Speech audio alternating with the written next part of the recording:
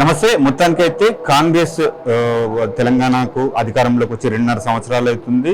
గతంలో చూసుకున్నట్టయితే తెలంగాణకు బీఆర్ఎస్ కు 2 సార్లు అవకాశం ఇచ్చారు. కాంగ్రెస్ వచ్చి కూడా 2.5 సంవత్సరాలు గడుస్తుంది. సో కాంగ్రెస్ పరిపాలన రాష్ట్ర వ్యాప్తంగా ఎలా ఉంది, సంక్షేమ పథకాలు ఎలా అమలు పడుతున్నాయి అనేది తెలుసుకునే ప్రయత్నం చేద్దాం. మనతో కూడా మాట్లాడడానికి వేములవాడ బీఆర్ఎస్ ఇన్ఛార్జి చర్మిడ లక్ష్మీనరసింహారావు గారు ఉన్నారు. సార్ నమస్తే. సార్ చెప్పండి, మామూలుగా గ్రామ పర్యటనలు చేస్తుంటారు కదా, 6 గ్యారెంటీలు మేనిఫెస్టో తోటి కాంగ్రెస్ అధికారంలోకి వచ్చింది. ఎలా ఉంది అంటారు? ఏమంటున్నారు? 6 గ్యారెంటీలు గ్రామ స్థాయిలో పూర్తి స్థాయిలో అమలవుతున్నాయా లేదా? 6 గ్యారెంటీలతో ప్రజలను మభ్యపెట్టి మరి పవర్కి వచ్చిన తర్వాత వాళ్ళను నట్టెట్లా ముంచిన పరిస్థితి. ఇవాళ 6 గ్యారెంటీలో ఏ గ్యారెంటీ కూడా ఇప్పటివరకు పూర్తిగా అమలు కాలే. ఒకటైతే స్టార్టే కాలే. ఇలా మహాలక్ష్మి పథకం, ఉచిత బస్సు వచ్చింది, 500కే సిలిండర్ అనే ఏదైతే వాళ్ళ ప్రామిస్ ఉండనో దాని టోటల్ ఫెయిల్యూర్. అది ఎవరికి వస్తలేవు డబ్బులు. ఇక 2500 ప్రతి మహిళా సోదరునికి పెన్షన్ అనేది ఇప్పటివరకు ప్రారంభమే కాలే. రైతు భరోసా 2 పంటలకే ఇస్తాడు కేసీఆర్. ముస్లిగా 3 పంటలకు ఇస్తా అని చెప్పారు. 15,000 ఇస్తా అని చెప్పారు. ఆయన 10,000 ఇస్తే 15,000 ఇస్తాను. మరి 15,000 కాదు, 15,000తో నా చేత కాదు, 12,000 ఇస్తాను. ఆ 12,000 కూడా ఇప్పటివరకు 2 సార్లు టోటల్ ఎగ్గొట్టిండ్రు.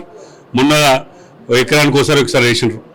జగిత్యాల మీటింగ్లో ఆల్రెడీ కేసీఆర్ గారు చెప్పిండ్రు, అరే నాయనా నేను మీటింగ్ పెడతా అంటే ఒకసారి ఇచ్చినావు, నేను మీటింగ్ పెడితే ఒకసారి ఇచ్చినావు, మళ్ళీ ఇంకొక కిస్తీ ఇవ్వాలంటే మళ్ళీ మీటింగ్ పెట్టాలన్నారు.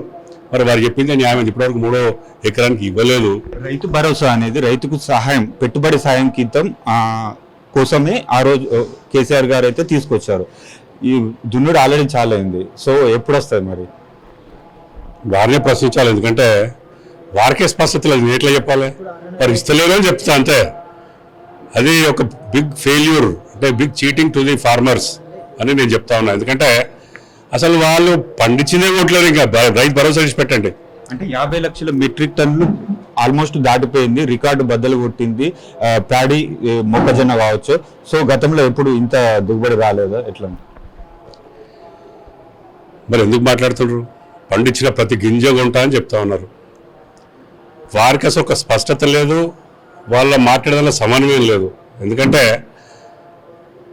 ఒక్కసారి ఉత్తమ్ కుమార్ రెడ్డి గారు 90 లక్షల మెట్రిక్ టన్నులు వచ్చినాయి అన్నారు. మీరు 75 లక్షల మెట్రిక్ టన్నులు కొంటా అన్నారు.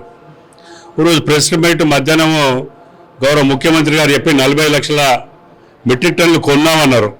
అదే రోజు సాయంత్రం మరి ఉత్తమ్ కుమార్ రెడ్డి గారు మరి ప్రెస్ మీట్ పెట్టి 51 లక్షలు కొన్నా అన్నారు.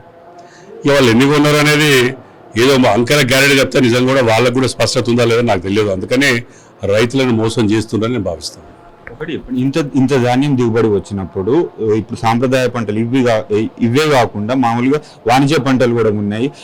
ఇప్పుడు పంట మార్పిడి విధానాన్ని వ్యవసాయాధికారుల ద్వారా వీళ్ళు ఎందుకు అంటే ట్రైనింగ్ ఇవ్వడం కానీ, మద్దతు ధర కావచ్చు, మార్కెట్ కావచ్చు, వీళ్ళకి అవగాహన, రైతులకు అవగాహన ఎందుకు కల్పించడం లేదు?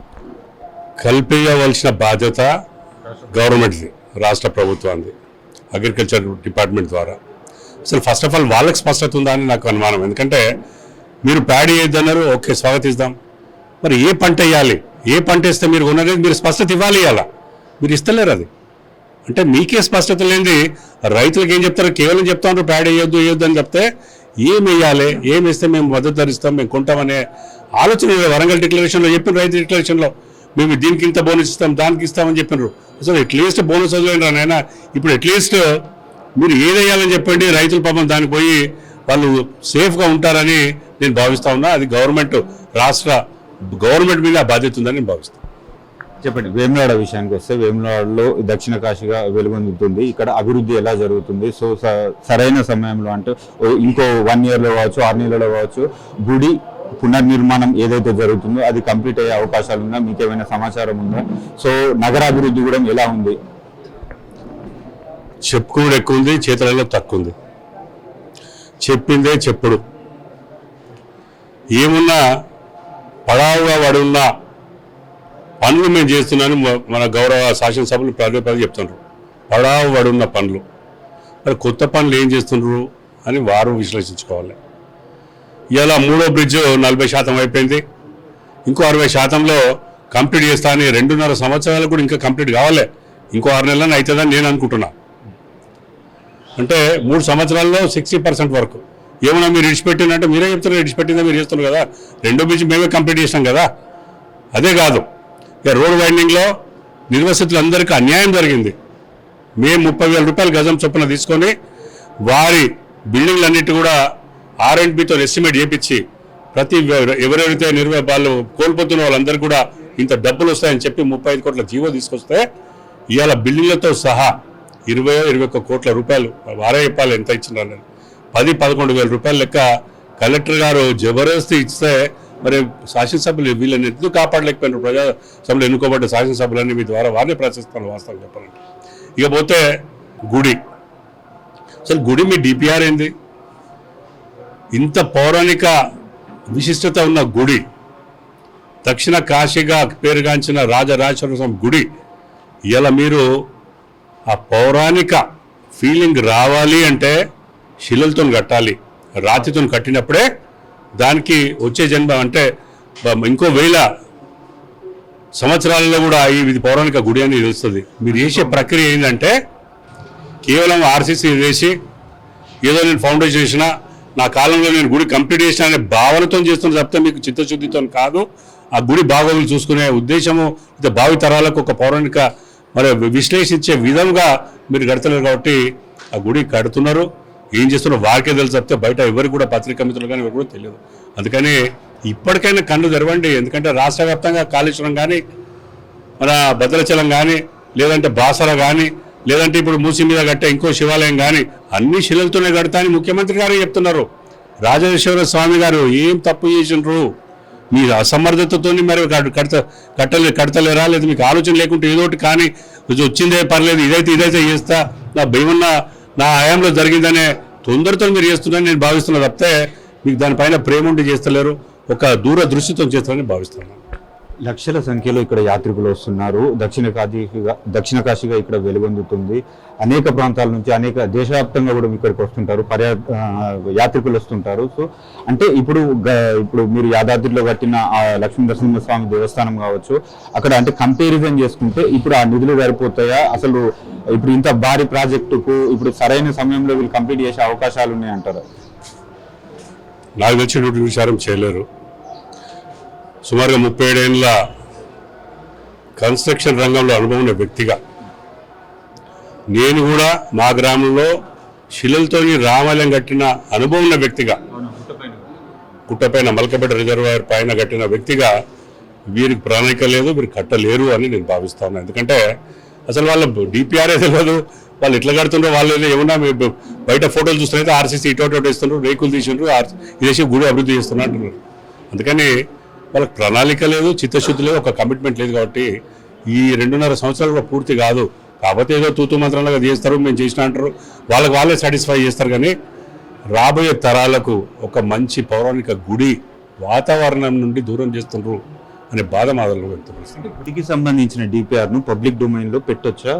మీకున్న అవగాహన? అది పబ్లిక్ గుడే కదా, పబ్లిక్ గుడే అది ఎవరు పర్సనల్ కాదు, అదో డిఫెన్స్ సీక్రెట్ది కాదు, అది పెట్టొచ్చు. ఎందుకు పెట్టరాదు? ఎప్పుడైతే భాజపా జీవో తీసి 700 కోట్లు అవుతున్నాయి 300 కోట్లు అవుతున్నాయి చెప్పినప్పుడు మీరు ఎందుకు వెళ్ళారు? తప్పకుండా చేయవచ్చు. రమేష్ బాబు గారు అప్పుడు ఎమ్మెల్యే ఉన్నప్పుడు మేము ఇది కట్టబోతున్నాము, ప్రజలతో చర్చించారు, ఇక్కడ ఉన్న మన పట్టణంలో ఉన్న ముఖ్యులు పిలిచారు, చర్చించి నా గుడి ఇది అని పత్రికా మిత్రుల ద్వారా పత్రికకు ప్రకటించడం జరిగింది. అక్కడ గెస్ట్ హౌస్లో డిస్ప్లే చేయడం జరిగింది. మీకేం ప్రాబ్లం అది? ఎప్పుడైతే అప్పుడు చేసిండో బీఆర్ఎస్ గవర్నమెంట్లో మీకేం ప్రాబ్లం? అది వాళ్ళు ఏం సీక్రెట్ ఉంది? ఆయన సొంతది కాదు, నా సొంతది కాదు. ప్రజాస్వామ్యంలో 5 ఏళ్ళకి ఒకసారి నాయకులు మారుతూనే ఉంటారు, మీరు పోతే ఇంకో వాళ్ళు వస్తారు. చేసే చర్య చిరస్థాయిగా ఉండాలని ఒక సంతోషం ఉండాలి. నా పీరియడ్లో ఇంత మంచిగా గుడి చేసిన అనే సంతోషం ఉండాలి. ఉదాహరణకి 50 రూపాయలు తీసుకోండి, తరతరాలుగా ఇది కేసీఆర్ చేసిండు, ఎంత మంచి గుడి కట్టిండు అనే అది చిరస్థాయిగా చరిత్రలో మిగిలిపోయే పని ఇలా గౌరవ కేసీఆర్ గారు ఇచ్చారు. వీరు కూడా అట్లా చేయండి, వీరు కూడా చరిత్రలో ఉండాలని మేము కోరుకుంటున్నాం. ఎందుకు చేస్తున్నారని నేను ప్రశ్నిస్తా ఉన్నా వారిని. ఇప్పుడు జిహెచ్ఎంసీ ఎలక్షన్స్ అయితే రాబోతున్నాయి. 3 కార్పొరేషన్గా విడిపోయింది, Malkajgiri, Hyderabad and cyber city. So గతంలో చూసుకున్నట్టయితే బీఆర్ఎస్ ఎమ్మెల్యేలు అత్యధికంగా గెలుపొందిన సిటీగా అక్కడ మీకు బలం ఎక్కువగా ఉంది అర్బన్ ఏరియాలో. సో ఇప్పుడు ఎలా ఉండబోతుంది, 3 కార్పొరేషన్లు ఎలా అవుతుంది, మరో ఇంకో 6 నెలల్లో జడ్పీటీసీ ఎంపీటీసీ కూడా రావచ్చు, గ్రామ స్థాయిలో పార్టీ ఎలా ఉంది? చాలా స్ట్రాంగ్గా ఉంది పార్టీ, అర్బన్ కానీ రూరల్ కానీ. ఏదైనా ఎలక్షన్లు వచ్చి ప్రజల అభిప్రాయాన్ని కౌంటింగ్ తర్వాత తెలుస్తుంది.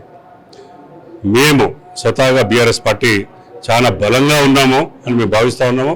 మేము ఎప్పుడైతే ప్రజల్లో తిరుగుతున్నామో ప్రజలు వ్యక్తపరుస్తూ ఉన్నారు, మేము పొరపాటు చేసినాము, కాంగ్రెస్ పార్టీకి పొరపాటు చేసినాము, మేము చెప్పుతో కొట్టుకునే పరిస్థితిని చాలా సోషల్ మీడియాలో చూస్తూ ఉన్నాము. ఇలా ఏ రంగం కూడా, ముఖ్యంగా వ్యవసాయ రంగం, గ్రామీణ ప్రాంతాలు ఎవరు సంతోషంగా లేడు. ఇలా ప్రతి ఫిబ్రవరిలో జాబ్ క్యాలెండర్ ఇస్తానని నిరుద్యోగులను మోసం చేసి ఇలా అసలు జాబ్ క్యాలెండర్ ఇచ్చి పెట్టిన జాబ్లే లేవు. అందుకని మళ్ళీ వాళ్ళు కూడా రోడ్ల మీదకి స్ట్రైక్ చేస్తూ ఉన్నారు. ముందే సిటీ సెంటర్ లైబ్రరీలో గేట్లు బంద్ చేసి పోలీసులను పెట్టి బయటికి రాకుండా చేశారు. అందుకని రాబోయే కాలం వీళ్ళ ఇంకొక 6 నెలలు ఏడాది తర్వాత పరిస్థితి చాలా భిన్నంగా ఉంటుంది. ఇప్పుడు కేసీఆర్ ఎక్కడున్నావు, నువ్వే మా గుండెల్లో ఉన్నావు, మేము చేసిన పొరపాటు క్షమించు, మళ్ళీ మీరే రావాలి, మా బతుకులు బాగుపడాలనే ఆలోచనలో ప్రజలు ఉన్నారని వాళ్ళు వ్యక్తపరుస్తారు మేము ప్రజలు తిరిగినప్పుడు. అందుకని తప్పకుండా బీఆర్ఎస్ అర్బన్ హైదరాబాద్లో కానివ్వండి, రూరల్లో కానీ తప్పకుండా గెలుస్తాం.